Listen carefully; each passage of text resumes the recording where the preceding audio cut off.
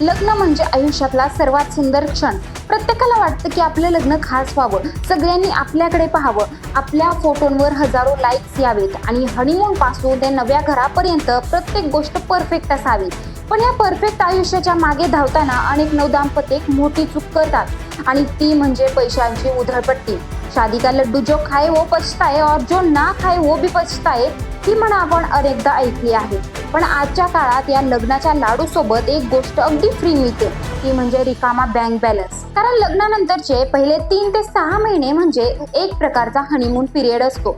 या काळात कपल्स इतक्या उत्साहात असतात की खर्चाचा अंदाजच राहत नाही. महागडी शॉपिंग, इंटरनॅशनल ट्रिप्स, सततच्या पार्ट्या, नवीन घरासाठी भरमसाठ खरेदी आणि हे सगळं करताना पैशांचा नळ सतत सुरूच असतो. पण जसजसा हा हनीमून पिरियड संपतो आणि वास्तव समोर येतं तसतसं लक्षात येतं की आपल्या खिशाला मोठी कात्री लागली आहे. म्हणूनच जर तुमचं नुकतंच लग्न झालं असेल किंवा तुमचं लग्न होणार असेल तर हा व्हिडिओ तुमच्यासाठी खूप महत्त्वाचा आहे. कारण आज आपण जाणून घेणार आहोत की लग्नानंतर सर्वाधिक पैसा कुठे वाया जातो आणि तो कसा वाचवता येऊ शकतो. नमस्कार, फिलिंग्स मनातल्या चॅनलवर आपले स्वागत. लग्न ठरलं की सर्वात आधी सुरू होते ती शॉपिंग. मुलींना भरजरी साड्या, महागडे लेहंगे, मॅचिंग ज्वेलरी आणि वेगवेगळ्या फंक्शनसाठी वेगवेगळे ड्रेस हवेत.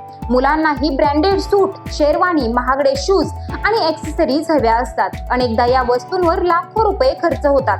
पण 6 महिन्यांनी जेव्हा कपाट उघडलं जातं तेव्हा लक्षात येतं की अर्ध्याहून अधिक कपडे आपण पुन्हा वापरलेच नाहीत.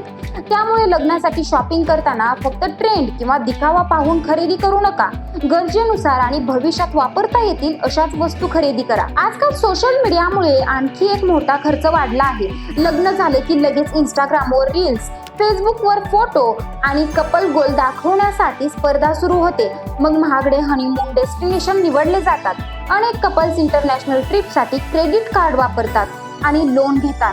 त्या क्षणी सगळं खूप सुंदर वाटतं, पण काही महिन्यातच जेव्हा EMI भरायची वेळ येते तेव्हा संसाराचा खरा ताण जाणवू लागतो. म्हणूनच तुमचं बजेट काय आहे हे आधी ठरवा आणि त्यानुसारच हनीमून आणि ट्रिप प्लॅन करा. सोशल मीडियासाठी स्वतःला आर्थिक अडचणीत टाकू नका. लग्नानंतर नवीन घर सजवण्याची ही मोठी उत्सुकता असते. मग महागडी क्रॉकरी, शोपीस, इलेक्ट्रॉनिक गॅजेट्स आणि सजावटीच्या वस्तूंची खरेदी सुरू होते. अनेकदा स्वस्तात मिळतंय म्हणून कमी दर्जाच्या वस्तू घेतल्या जातात आणि त्या काही महिन्यातच खराब होतात. त्यामुळे पुन्हा खर्च वाढतो. नवीन संसारासाठी वस्तू आवश्यक असतात, पण प्रत्येक वस्तू खरंच गरजेची आहे का हे स्वतःला विचारणं खूप महत्त्वाचं आहे. लग्नानंतरचा आणखी एक मोठा खर्च म्हणजे सततचं बाहेरचं खाणं आणि पार्ट्या. सुरुवातीचे काही महिने मित्रमंडळी, नातेवाईक आणि गेट टुगेदर काही संपतच नाही. मग प्रत्येक वीकेंडला हॉटेल, मूवी किंवा पार्टी सुरू असते. घरात स्वयंपाक कमी आणि फूड डिलिव्हरी जास्त होते. महिन्याच्या शेवटी जेव्हा बँक अकाउंट आणि फूड ॲप्सची बिलं समोर येतात तेव्हा लक्षात येतं की बचत तर जवळपास शून्यावर आली आहे. म्हणूनच लग्नानंतर आर्थिक नियोजन करणं खूप गरजेचं आहे. महिन्याच्या सुरुवातीलाच ठरवा की किती खर्च करायचा आणि किती बचत करायची. यासाठी एक बजेट डायरी तयार करा. प्रत्येक खर्चाची नोंद ठेवा. कोणतीही वस्तू खरेदी करण्यापूर्वी स्वतःला एक प्रश्न नक्की विचारा, मला याची खरोखर गरज आहे का, की मला ती फक्त आवडली म्हणून मी घेतोय.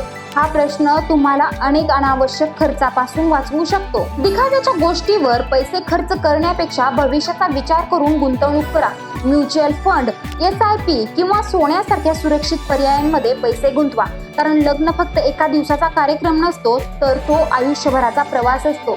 आणि हा प्रवास आनंदी ठेवायचा असेल तर प्रेमासोबत आर्थिक स्थैर्यही तितकंच महत्त्वाचं असतं. म्हणूनच लग्नानंतर फक्त स्वप्न रंगवू नका, तर भविष्याचीही तयारी करा. योग्य नियोजन केलं तर संसार सुंदरही होईल आणि तुमचं बँक बॅलन्स सुरक्षितही राहील. व्हिडिओ आवडल्यास लाईक करा, शेअर करा आणि पाहत राहा फिलिंग्स मनातल्या. धन्यवाद.